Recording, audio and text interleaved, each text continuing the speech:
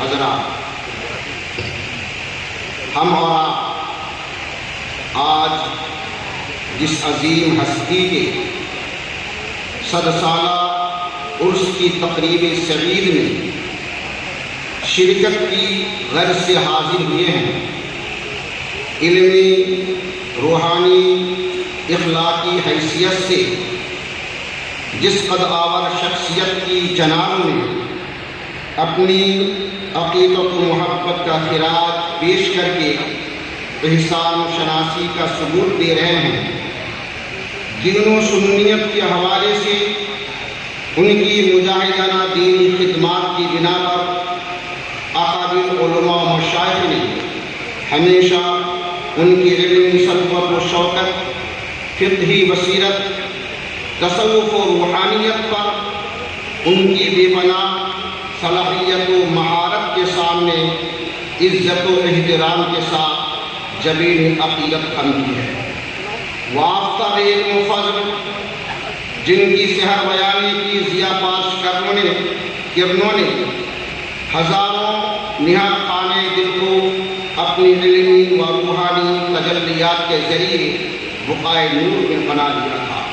میری مراد ہے اعلیٰ حضرت عظیم البرکت مجدد سلسلہ اشرفیہ ہم شبیہ غوث الثقلین سیدنا سید شاہ علی حسین اشرفی جیلانی علیہ رحمت الباری کے فرزند اکبر، امام المتکلمین، عالم ربانی، واعظ لسانی حضرت علامہ سید شاہ مولانا احمد اشرف اشرفی جیلانی رحمت اللہ تعالی علیہ سے۔ حضرات، تاریخ سلطنت محبوب یزدانی مخدوم سلطان سید اشرف جہانگیر سمنانی نور بخشی رحمت اللہ تعالی علیہ، جملہ علوم و فنون کے کوہ گرا، مجدد زمان اور سلسلہ چشتیہ کے عظیم المرتبت صوفی بزرگ تھے۔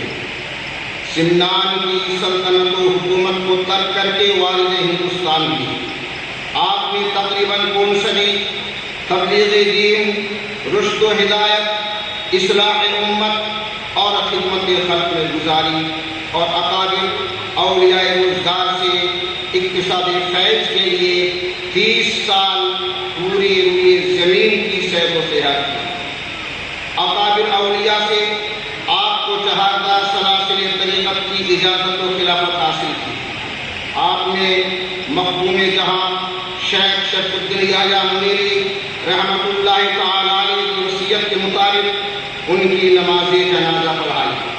آپ کو اپنے پیر و مرشد مخدوم علاء پنڈوی رحمت اللہ تعالی علیہ کی خانقاہ عالیہ میں دوران ریاضت و مجاہدہ غیبی خطاب جہانگیر عطا ہوا۔ گلبرگہ شریف قطن میں خانقاہ بندہ نواز گیس و دراز میں منصب غوثیت حاصل ہونے کی رجال الغیب کی جانب سے بشارت ملی۔ رمضان المبارک کی 27ویں شب یعنی شب قدر میں غیب سے مرتبہ محبوبیت کے حصول کی خوشخبری ملی، اسی لیے آپ کو غوث العالم، محبوب یزدانی اور جہانگیر کی القاب سے یاد کیا جاتا ہے۔ آپ کے خلیفہ اعظم شیخ نظام الدین غریب یمنی جامع لطائف اشرفی نے، اور آپ کے خلیفہ اول اور جانشین مطلق مخدوم الآفاق سیدنا عبدالرزاق نور العین جامع مکتوبات اشرفی نے آپ کو قدوۃ الکبریٰ سے یاد کیا ہے۔ حضرت سید مخدوم اشرف جہانگیر سمنانی رحمت اللہ تعالی علیہ کے جلیل القدر خلفاء نے مجدد وقت ملک العلماء علامہ قاضی شہاب الدین دولت آبادی صاحب تفسیر بحر مواد شیخ سلیمان محدث، شیخ مبارک گجراتی، نعمان ثانی، شیخ صفی الدین رودلوی وغیرہ شامل ہیں۔ یہ اور ان جیسے علماء و فضلاء و صوفیاء اور یگانہ روزگار شخصیتیں اپنی تصنیفات و تالیفات بغرض اصلاح آپ کی خدمت میں پیش کرتے تھے، اور تصوف و طریقت کے دقیق مسائل کو حل کرنے کے لیے آپ کی کی طرف رجوع فرماتے تھے۔ آپ کو تصوف و سلوک کے علاوہ تفسیر، علم حدیث، فقہ و اصول وغیرہ علوم میں مرجعیت کی حد تک کمال حاصل تھا۔ آپ کے ملفوظات کا مجموعہ لطائف اشرفی اور مکتوبات میں علوم و معانی کے بھی بہا موتی ہیں۔ اس کے علاوہ ترجمہ قرآن فارسی، رسالہ حجت الذاکرین، مناقب اصحاب کاملین، مراتب خلفاء راشدین، ارشاد الاخوان، فوائد الاشرف، اشرف الفوائد، رسالہ وحدت الوجود، تحقیقات عشق اور فتویٰ اشرفیہ وغیرہ آپ کی علمی یادگار ہیں۔ بعض محققین کے مطابق رسالہ اخلاق و تصوف اردو نثر کی اولی کتاب ہے جو آپ کے قلم حقیقت رقم کا شاہکار ہے۔ اس بنا پر آپ کو اردو نثر کا اولی نثر نگار تسلیم کیا جاتا ہے۔ الغرض آپ میدان تصوف و سلوک کے عظیم شاہ سوار تھے اور جملہ علوم و فنون کے ماہر، بے مثال قلمکار اور یگانہ روزگار مصنف و مؤلف بھی تھے۔ حضرت مخدوم سید اشرف جہاں السمنانی رحمۃ اللہ تعالی علیہ نے اپنے آپ کو اپنے خواہرزادے اور فرزند مانوی حضرت مخدوم الآفاق سید عبدالرزاق نور العین پر نثار کر دیا تھا اور اپنے تمام کمالات و فضائل ظاہری و باطنی سے انہیں مزین فرما دیا تھا، اور دنیا و آخرت میں ان کی اولاد و ذریات کے مبارک و مسعود ہونے کی رب عز و جل کی بارگاہ میں دعا فرمائی تھی۔ یہی وجہ ہے کہ سعادت کے چوچا مقدسہ کا ہر فرد اپنی جگہ گوہر ناجا ہے۔ تاہم ان میں بعض وہ ہیں جنہیں عالمی شہرت و مقبولیت حاصل ہوئی، انہی میں سے امام المتکلمین عالم ربانی وائل لاسانی حضرت علامہ مولانا سید شاہ احمد اشرف رحمۃ اللہ تعالی علیہ ہیں۔ آپ کی شانی کتابت ناچیز کا موضوع سخن ہے۔ فن کتابت و واضحوئی آپ کا خاندانی ورثہ تھا جو آپ کو آستانہ سرکار غوثیت معاد سے ورثہ میں ملا تھا۔ یہی وجہ ہے کہ جب کبھی ممبر نور و مسند ہدایت پر جلوہ گر ہو کر خطب فرماتے تو ہر متنفس پر ایمان و ایمان کے جذبات و تاثرات پیدا ہوتے۔ بالخصوص آپ کا انداز تکلم مخالفین و معاندین اور اغیار و اشعار کے لیے ایک عجیب و غریب ساحرہ انداز تھا۔ جو لوگ آپ کے مجلس واعظ میں شکوک و شبہات، باطل اوہام اور فاسق تفکر و خیالات میں ڈوبے ہوئے آتے، وہ حسنی و حسینی، بغداد و اجمیر کی صحیح معتقدات، حسین تصورات، پاکیزہ تخیلات سے اپنے قلوب میں سکون و طمانینت کے جذبات متزن پاتے اور انوار ایمان و تجلیات عرفان سے منور و مجلہ ہو کر واپس جاتے۔ لسان الحسان حضرت مولانا ضیاء القادری بدایونی علیہ الرحمہ 1327 ہجری میں منعقد عرس مبارک حضرت قادر الفہول مولانا شاہ عبد القادر بدایونی علیہ الرحمہ کی رویداد میں تحریر فرمایا ہے کہ آج بذریعہ اعلان مطبوعہ جناب اشرف میاں قبلہ کا صاحبزادہ کے بیان کی اطلاع دی گئی تھی۔ شائقین جو آپ کے وارث کے مشتاق تھے جوب در جوب آنا شروع ہوئی۔ نماز عشاء اول وقت میں ادا کی گئی، پھر عالم ربانی واعظ لاسانی ابو المحمود سید شاہ احمد اشرف اشرفی جیلانی کا واعظ شروع ہوا۔ آپ نے سورہ والضحیٰ شریف نہایت دلکش لہجہ میں تلاوت فرمائی۔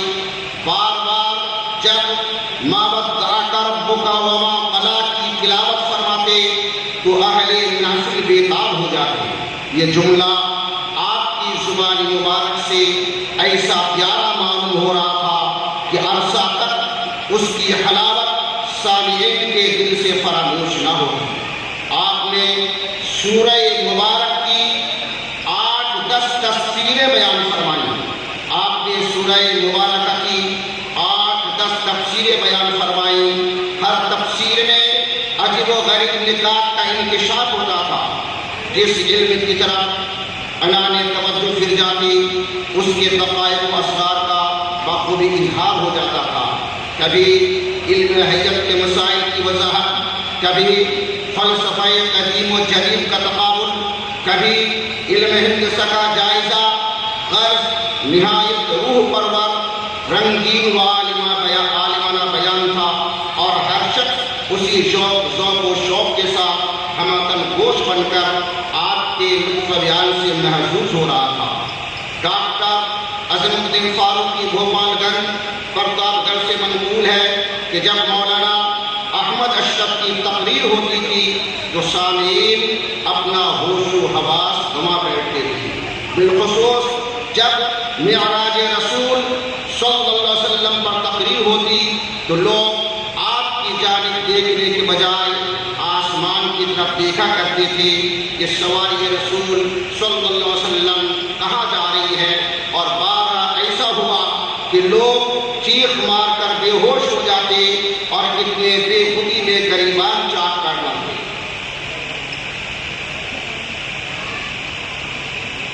آپ کی خلافت کے سلسلے میں حضرت مولانا اکمل حسین اشرفی مرحوم کا بیان ہے کہ جناب مولانا شاہ معین الدین فریدی آلوی کی دستار بندی کے موقع پر حضرت عالم ربانی سید احمد اشرف رحمۃ اللہ تعالیٰ علیہ کو دعوت دی گئی.